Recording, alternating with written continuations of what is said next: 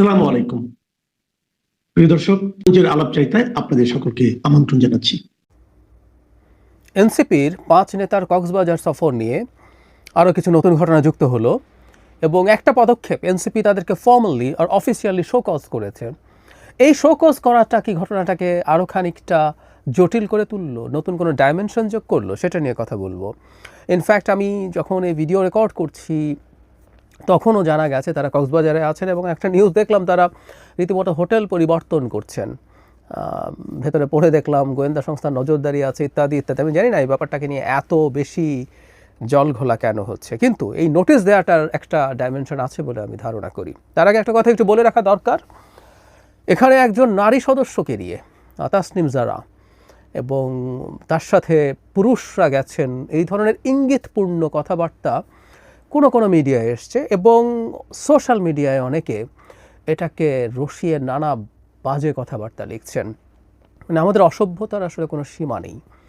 আমরা অনেকে হয়তো জানি যে তাসনিম জারার হাজব্যান্ড খালেদ সাইফুল্লাহ তাদের সাথে ছিলেন, ৫ নেতার মধ্যে একজন খালেদ সাইফুল্লাহ। কিন্তু আমরা যদি খালেদ সাইফুল্লাহ যায়নি, তাসনিম জারা গেছেন বাকি ৩ জনের সাথে, তো কি হয়েছে? একজন নারী, একজন রাজনৈতিক কর্মী তার সহকর্মীদের সাথে কোনো কাজে কক্সবাজার যেতে পারবেন না, তারা একই হোটেলে অবস্থান করতে পারবেন না। মানে আমাদের অসভ্যতার আসলে কোনো সীমা নেই। একজন নারী যেখানে থাকেন সেখানে আমরা যদি তাকে পছন্দ না করি, তাসনিম জারার রাজনীতি কারো পছন্দ নাও হতে পারে, তাসনিম জারা না, যে কেউ যে কারো, যে কোনো দলের যে কারো, কিন্তু সেটার জন্য নারী হওয়া মাত্রই খুব বাজে ধরনের ইঙ্গিত করার একটা প্রবণতা আমাদের সমাজে আছে। এটা অসভ্যতা এবং এটা ইত্রামি। এই ইত্রামিকে আমরা কোনো রকমেই নতুন বাংলাদেশে জায়গা করতে দেব না।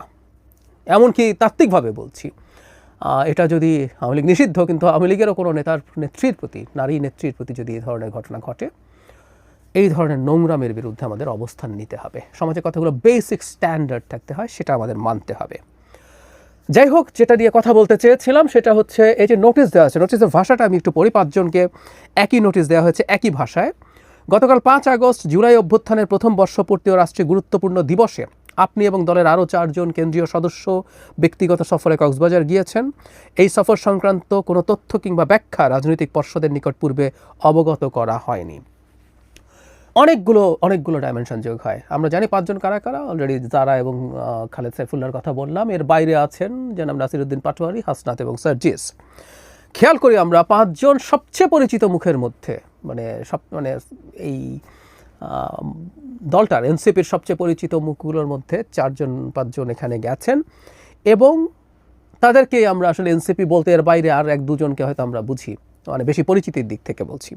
তো তাদের এই সেন্স অফ রেসপন্সিবিলিটি নেই যে তারা এতজন এভাবে যাবেন। এটা তাদের ভাষ্য মতে তারাই বলছেন যে তাদের যে রাজনৈতিক পর্ষদ আছে তাদেরকে অবহিত করা হয়নি, তারা এটা জানেন না, এতটাই ইররেসপন্সিবল তারা। খুবই ভয়ঙ্কর কথা। এখন সমস্যাটা কোন জায়গায় হয়েছে? পিটার হাস দেশে ছিলেন না, আমরা জানি। এই পিটার হাসের সাথে বৈঠক না। এখন প্রশ্ন হচ্ছে, এটা কি অন্য কারোর সাথে বৈঠক ছিল? কারণ তাদের এই সফর নিয়ে খানিকটা লুকোনোর টেন্ডেন্সি মনে হয়েছে, আমি নিশ্চিত নই, কিন্তু আমরা এই ধরনের একটা ভিডিও দেখার পরে এই ধরনের সন্দেহ হয়েছে। এখন সেটা প্রকাশিত হয়ে যাওয়ার পর কি ড্যামেজ কন্ট্রোল করা হচ্ছে? কারণ এখানে একটা প্রশ্ন তৈরি হয়, সেটা হচ্ছে ৫ আগস্ট তারা কেন গেলেন? যে ৫ আগস্টকে এনসিপি তার সবচেয়ে বড় কৃতিত্ব হিসেবে দাবি করে, অনেক ক্ষেত্রে জাহির করে বাজেভাবে, কিন্তু করে। তার মধ্যে সবচেয়ে গুরুত্বপূর্ণ লোকজন বিভিন্ন প্রোগ্রামে থাকবেন, এটাই তো স্বাভাবিক। আমার সাথে গতকালই এনসিপির একজন নেতা টকশোতে ছিলেন, তিনি জানান যে ৩ জন ইনভাইটেড ছিলেন, ৩ জন গেছেন ওই মূল অনুষ্ঠানটাতে, কিন্তু মানিক মিয়া এভিনিউতে তো অসংখ্য মানুষ ছিলেন এবং বিভিন্ন জায়গায় বিভিন্ন অনুষ্ঠান হয়েছে, সেখানে তারা যেতে পারতেন। বিভিন্ন টকশো হয়েছে সেখানে তারা, কারণ সেদিন ঘোষণাপত্রও দেওয়া হয়েছে, সেই ব্যাপারে তাদের যে মতামত আছে সেগুলোর বিশ্লেষণ তারা উপস্থাপন করতে পারতেন জাতির সামনে। সুতরাং আমরা জুলাই পদযাত্রা করে ক্লান্ত হয়ে পড়েছি, তাই এখন ঘুরতে গেছি, এটা ঠিক ধোপে টেকে না। ফলে এটা এক ধরনের মানুষের সামনে রং পারসেপশন দেয়, সেই কারণে তারা ড্যামেজ কন্ট্রোল করার চেষ্টা করতে পারেন। কিন্তু একটা প্রশ্ন আছে, খুবই জরুরি প্রশ্ন আছে, এই যে ৫ জন গেলেন এটা কি বেআইনি কিছু? উত্তর হচ্ছে না। এটা কি অনৈতিক কিছু হলো? আমি এটা খুব মেজর অনৈতিক কিছু হয়েছে বলেও মনে করি না, কিন্তু এটা পলিটিক্যালি ইনকারেক্ট হয়েছে। আমি এই ইস্যু নিয়ে গতকালের ভিডিওতেই বলেছি যে পলিটিক্সে পারসেপশন ম্যাটার্স। অনেক সময় ফ্যাক্টের চেয়ে পারসেপশন বেশি ম্যাটার করে। সো এখানে তাদের সম্পর্কে পারসেপশনের ক্ষতি করবে। কিন্তু ঘটনাটা সেই অর্থে তাদের বিপক্ষে যায়নি, কারণ যখন জানা গেল জনাব পিটার হাস দেশে নেই এবং একটা মিথ্যে খবর মিডিয়াগুলো, অনেক মেইনস্ট্রিম মিডিয়া নিশ্চিতভাবে ছড়িয়েছে, এটা অত্যন্ত গর্হিত হয়েছে। আমি গত ভিডিওতেই বলেছি আমাদের প্রেস কাউন্সিলের উচিত ছিল এই ঘটনাটা নিয়ে মিডিয়াগুলোর সাথে কথা বলা, তাদেরকে জবাবদিহিতার আওতায় আনা। এবং আমি আজ পর্যন্ত দেখিনি, এখন পর্যন্ত দেখিনি কোনো যারা এসব প্রকাশ করেছে তারা অ্যাপোলোজাইজ করেছে তাদের এই ভুলের জন্য। এবং ড্যামেজ প্রচুর হয়ে যায়, ভুল স্বীকার করলেও আসলে অনেক সময় সেটা ঠিক হয় না। এই যে আমরা জানলাম পিটার হাস দেশে নাই, অনেকে এটা জানলেন না, তাদের কাছে চলে গেল, তারা গেছেন। অবশ্য আমি বলি পিটার হাসের সাথে বৈঠক করতে গেলেই বা কি, আমি মনে করি পিটার হাস আরও অনেকের সাথে বৈঠক করবেন, এগুলো খোলামেলা হওয়া উচিত এবং NCP should be smart Naf, যদি কখনো তারা করেন তারা সেটা জানিয়েই করবেন।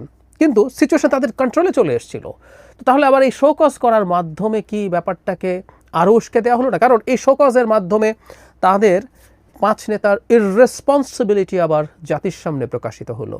খেয়াল করি, এই 5 নেতা একসাথে যাচ্ছেন, 5 অগাস্ট যাচ্ছেন, তাদের যে রাজনৈতিক পর্ষদ তাকে তারা জানাননি, এটা অফিসিয়ালি এখন এনসিপি বলছে।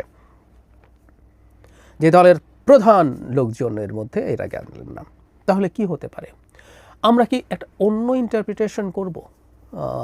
আমার যেটা বলে রাখি, আমি জানি না সম্ভাবনা কতটুকু, আমার আরেকটা জিনিস মনে হয়েছে, কারণ কখনো যখন গর্হিত অন্যায় হয়ে যায়, যেমন ধরুন এনসিপির এক নেতা ছিলেন, ভুলে গেলাম, বিরাট লেবাসধারী, ধর্মীয় লেবাসধারী এক নেতা, পাঠ্যপুস্তকের বিষয় হিসাব নিয়ে তিনি, তানভীর সম্ভবত নাম, যাই হোক, তো তিনি বহু কোটি টাকার দুর্নীতিতে জড়িয়ে পড়েন, এটা একটা ক্রাইম। সেই ক্রাইমের জন্য তাকে শোকজ পাবলিকলি দেওয়ার জরুরত আছে, কারণ তাতে এনসিপি দেখাতে পারে যে তার দল, সেই দল কখনো এই ধরনের দুর্নীতিকে প্রশ্রয় দেয় না। কিন্তু যে ঘটনাটা ঘটলো, এই ঘটনাটা তো কোনো ক্রাইম না, তাহলে কেন এই 5 নেতাকে অফিসিয়ালি তারা আবার জাতির সামনে কাঠগড়ায় দাঁড় করালেন? এই প্রশ্নটা আমার মাথায় আসলো এবং এটার একটা অল্টারনেটিভ ব্যাখ্যা, আমি জানি না কতটা নিশ্চিত হবে এটা, কিন্তু আমার একটা অল্টারনেটিভ ব্যাখ্যা আছে। এনসিপির মধ্যে কি কোনো ধরনের সিরিয়াস মতদ্বৈততা তৈরি হয়েছে, বা আমরা পার্টির ভাষায় যেটাকে গ্রুপিং বলি, গ্রুপিং তৈরি হয়েছে, যে কোনো একটা গ্রুপ, এই যারা গেলেন তারা হয়তো এক গ্রুপের, এবং দলের কোনো একটা গ্রুপ চেয়েছেন এদেরকে পাবলিকলি হিউমিলিয়েট করতে? আমি জানি না, কিন্তু আমার কাছে এটা একটা কারণ বলে মনে হয়েছে। কারণ এই অফিসিয়াল যে প্রতিক্রিয়া, যে ইনফ্যাক্ট তাদের কাছে পার্সোনালি এই ধরনের জবাবদিহিতা রিটেন চাইতেও পারতো, কিন্তু এটা তারা পাবলিক করেছেন, তার মানে এটা জনগণকে জানাতে চেয়েছেন। এই জানানোটাই আসলে আমার মনের মধ্যে এই প্রশ্নটা তৈরি করেছে। বাংলাদেশে রাজনৈতিক দলগুলোর মধ্যে নানান মতদ্বৈততা, গ্রুপিং, দলাবদলি থাকবেই। আমি অনেকে এনসিপির কাছে আলাদা কিছু এক্সপেক্ট করেন, আমি করি না। এই মাটি থেকে উঠে আসা একই রকম মানুষজন, এরাও একই রকম ভাঙা গড়ার মধ্য দিয়ে যাবে, এবং এই কারণেই তারা যত বেশি এক্সপেকটেশন নিজেদের উপরে তৈরি করেন, আমি মনে করি এটা তাদের ভুল, এটা উচিত না। এটা করে বরং মানুষের সমালোচনা তারা বেশি ওয়েলকাম করেন, তখন অল্প সমস্যাতেও মানুষ তাদেরকে বেশি সমালোচনা করে, and which is very natural. যে আপনি তো নতুন বন্দোবস্তের কথা বলছেন, আপনি তো সব কিছু ভালো করে ফেলবেন বলছেন, তো আপনি এটা করছেন কেন? তো যে কথাটা বলছিলাম যে বাংলাদেশের মাটিতে বসে রাজনৈতিক দল হবে আর তাতে প্রচুর সিরিয়াস গ্রুপিং দলাদলি থাকবে না, তা তো হতে পারে না। আমরা তো একবার এক ধরনের গ্রুপিং দলাদলি একটা রেজাল্টও দেখলাম। মানে তখন এক্স শিবির নিয়ে প্রচুর কথা হতো, জনাব জুনায়েদ এবং জনাব রাফেজ সালমান, এনারা বেরিয়ে গিয়েছিলেন, তারা ওই পার্টিতে থাকার কথা ছিল, শেষ পর্যন্ত না থাকতে পেরে তারা বেরিয়ে যান, ইভেন রীতিমতো নতুন দল তৈরি করেন। তারা এখনও থাকবে না তার বলা যায় না, এবং আমরা জানি যে এক তো আইডিওলজিক্যাল ডিভাইডেশন আছে এখানে, তারা একটা আমব্রেলার মধ্যে সব একেবারে রাইট থেকে লেফট সবাইকে নিয়ে এসে একটা মধ্যপন্থী দল তৈরি করতে চাচ্ছেন, সেটা তো আছেই। তার বাইরেও ব্যক্তিত্বের সংঘাত থাকে বাংলাদেশের রাজনীতিতে, এবং এই ইয়াংদের একটা বড় অংশ যথেষ্ট তরুণ, এবং এখনও তাদের সোশ্যাল মিডিয়া বা অন্যান্য জায়গায় তাদের অ্যাটেনশন সিকিংয়ের টেন্ডেন্সি আছে, এবং অ্যাটেনশন পাওয়া না পাওয়ার হিসেব নিকেশ আছে।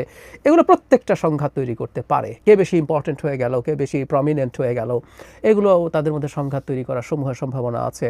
সো আমি তাদের মধ্যে এই ধরনের কোনো কিছু নেই, এবং তারই আউটকাম হিসাবে এই শোকজের মাধ্যমে এই কয়েকজনকে এক ধরনের ডিমিন করার চেষ্টা করা হয়েছে।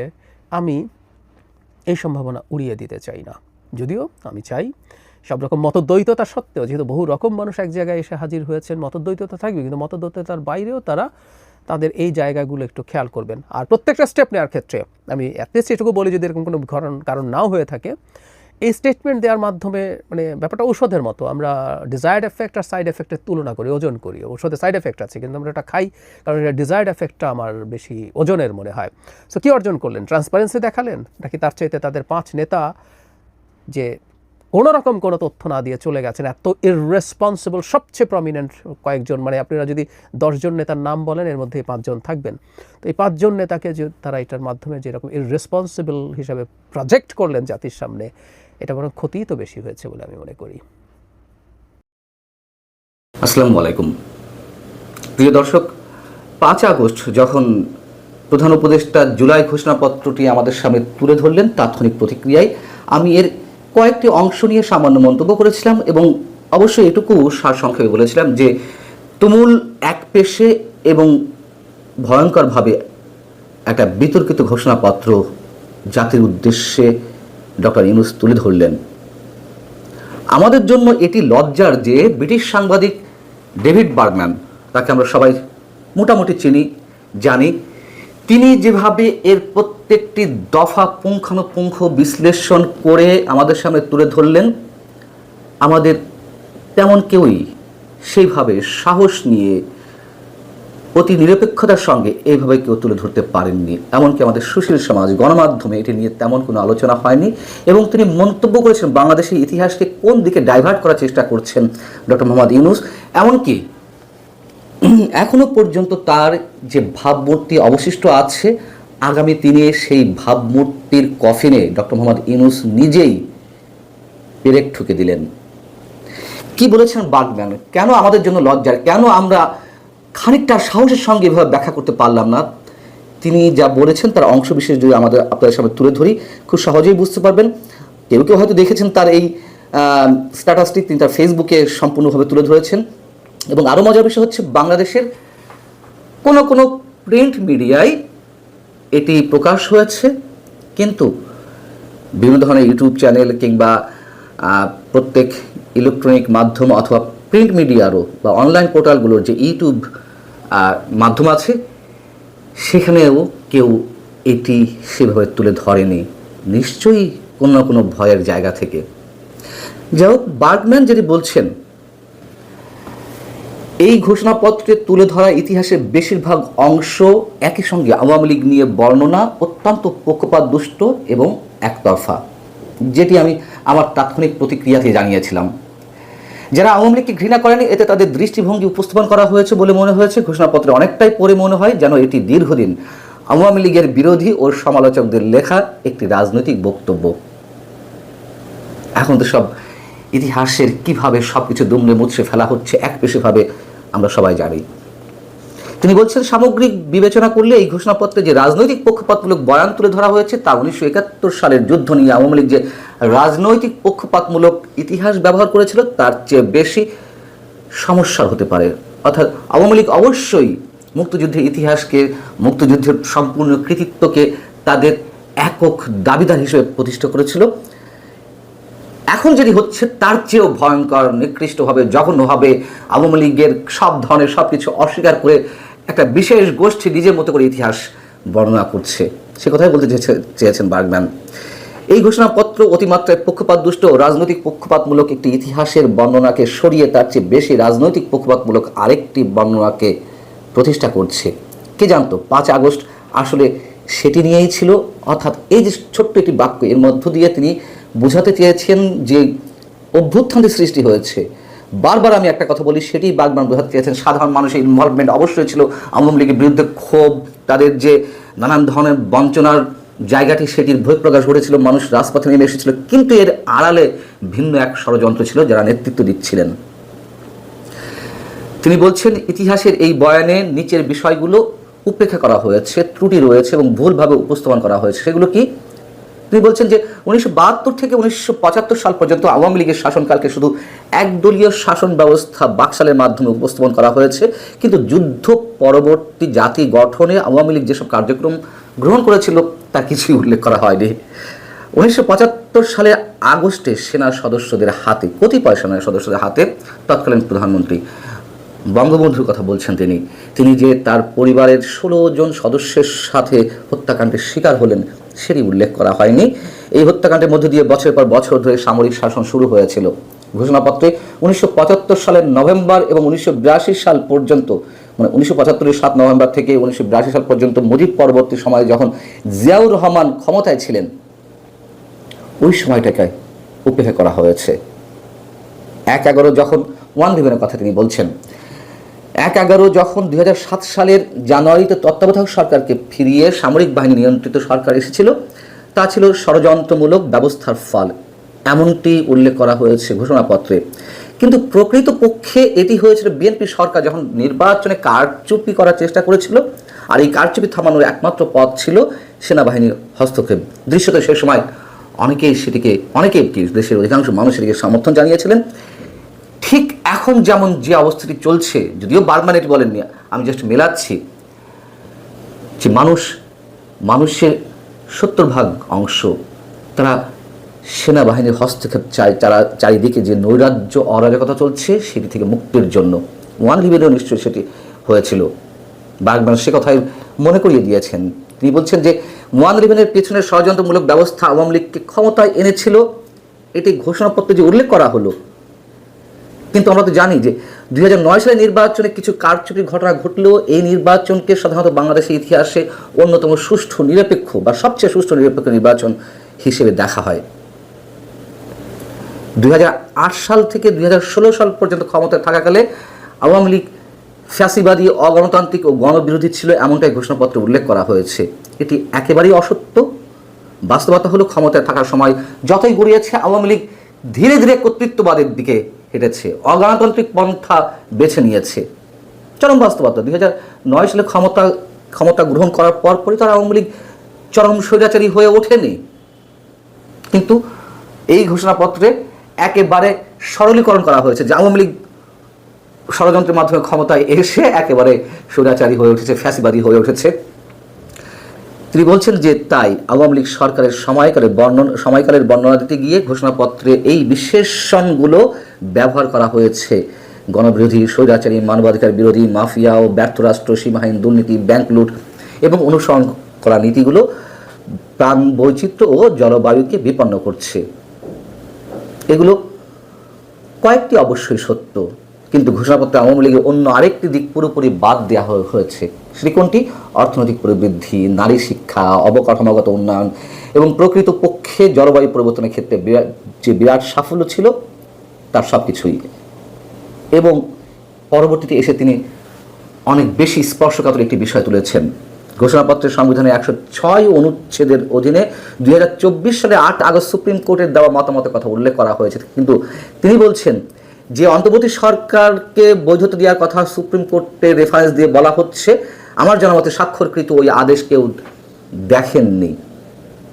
এ থেকে বিচারকরা আদৌ কখনো স্বাক্ষর করেছেন কিনা, মানে এটিতে তা নিয়ে প্রশ্ন উঠেছে। যেহেতু সাম্প্রতিক সময়ে অনেক বিতর্কের জন্ম দিয়েছে, যখন সেনাবাহিনীর পক্ষ থেকে তালিকা প্রকাশ করা হলো 5 আগস্টের সময় কারা কারা সেনা নিবাসে আশ্রয় নিয়েছিলেন, তার মধ্যে সাবেক প্রধান বিচারপতি ওবায়দুল হাসান সহ অ্যাপিলেট ডিভিশনের বিচারপতিদের কেউ আশ্রয় নিয়েছিলেন, তাহলে কিভাবে সেই রেফারেন্সের কথা উল্লেখ করা হচ্ছে যে সেখানে তাদের স্বাক্ষর ছিল?